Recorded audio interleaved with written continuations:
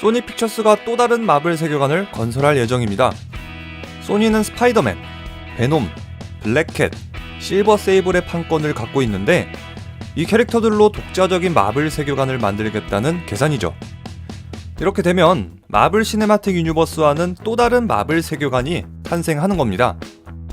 소니 픽처스는 톰 하디를 베놈으로 캐스팅했다고 트위터로 밝혔는데요. 소니의 마블 유니버스 개봉은 2018년 10월, 촬영은 올 가을에 시작한다고 합니다. 소니 픽처스의 에이미 파스칼 회장은 인터뷰에서 이렇게 밝혔습니다. 베놈과 실버 세이블, 블랙캣 등의 소니 픽처스 영화들은 스파이더맨 세계관과 함께할 것이다. 다른 장소에 있더라도 같은 세계일 것이고 이 영화들은 서로 연결될 것이다. 이런 사전 협의가 되지 않은 듯한 에이미 파스칼의 인터뷰에 케빈 파이기는 당황한 기색을 드러냈습니다. 이에 케빈 파이기는 베놈은 마블과 전혀 관계가 없다. 소니가 추진하는 스파이더맨 스피노프와 마블은 아무런 관련이 없다. 베놈을 비롯한 소니 픽처스 영화들은 마블 시네마틱 유니버스에 포함되지 않는다고 분명하게 선을 그었습니다. 소니의 계획이 뭐든 간에 소니가 만든 마블 영화인 톰 홀랜드가 등장할 수도 없습니다. 톰 홀랜드를 소니 영화에 출연시키려면 마블과 소니의 추가 계약이 있어야 되는데 마블이 미치지 않고서야 이걸 허락해줄 리도 없겠죠. 소니의 스파이더맨 스피노프 영화에 톰 홀랜드가 출연할 가능성도 극히 적을 겁니다. 지난 3월 인터뷰에서 톰 홀랜드는 베놈과 블랙캣 각본을 본 적이 없다고 했죠.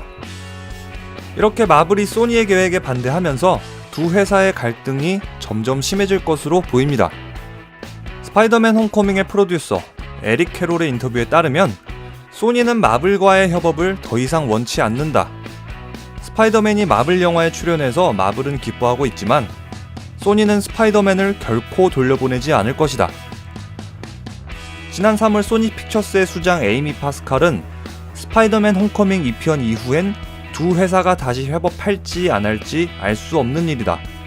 스파이더맨이 어벤져스 인피니티 워에 출연한 이후 스파이더맨은 마블 시네마틱 유니버스를 떠날 것이다 라고 밝혔습니다.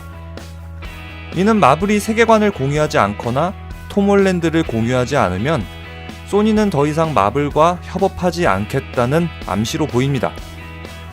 이렇게 소니 픽처스 고위직들의 계산된 행동으로 마블을 흔들면서 향후 영화 제작에서 우위를 점하고 원하는 것을 얻으려는 행동인 거죠. 마블과 소니의 갈등이 심해진다면 MCU에 등장하고 있는 스파이더맨도 큰 영향을 받을 겁니다. 마블과 소니가 협업하는 스파이더맨은 총 3부작으로 예정돼 있고 그 밖에 MCU 영화 3편에 더 등장한다고 알려져 있는데 총 6편의 영화에 출연한 이후에 소니와 마블의 추가 계약이 없다면 소니 픽처스가 독자적인 스파이더맨 영화를 만들게 되는 겁니다. 이 모든 사건을 정리해보자면 이렇습니다. 야, 우리 스파이더맨 세계관으로 영화 만들 건데 만들어도 되냐? 뭔 소리야. 스파이더맨 지금 MCU에 나오는데 어떻게 나와. 아니 톰 홀랜드 배우가 괜찮던데 같이 좀 쓰면 되잖아. 야, 안 돼. 톰 홀랜드가 여기저기 나오면 사람들 헷갈려해. 그래? 근데 말이야, 스파이더맨이 안 나오는 스파이더맨 세계관은 상관없잖아. 그래 다른 애들 판권은 니네 거니까 우리가 못 막지. 알아서 해. 야, 근데 혹시 말이야, 우리 영화하고 MCU 세계관하고 연동해도 되냐? 뭔 말 같지도 않은 소리 하고 있어. 안 돼 임마. 아이고 치사하게. 좀 다 같이 잘 먹고 잘 살면 안 되냐? 야, 그럼 우리 앞으로 너네랑 일 같이 안 해. 마블 영화에 이제 스파이더맨 못 나올 줄 알아. 이 개새. 보다 더 다양한 마블 영화가 나온다는 건 팬들 입장에선 반기지 않을 수가 없습니다. 소니는 오리지널 스파이더맨을 성공시킨 사례도 있고 기업 입장에선 최대한의 이익을 추구하는 게 당연한 거죠. 하지만 스파이더맨이 마블로 돌아온 지 얼마 안 된 시점에서 마블 시네마틱 유니버스의 성공에만 기댄 채 판권으로 갑질을 하는 건 별로 보기 좋아 보이진 않네요. 아무쪼록 마블과 소니의 판권 문제가 잘 해결돼서 스파이더맨이 마블 시네마틱 유니버스에 꾸준하게 등장했으면 하는 바람입니다.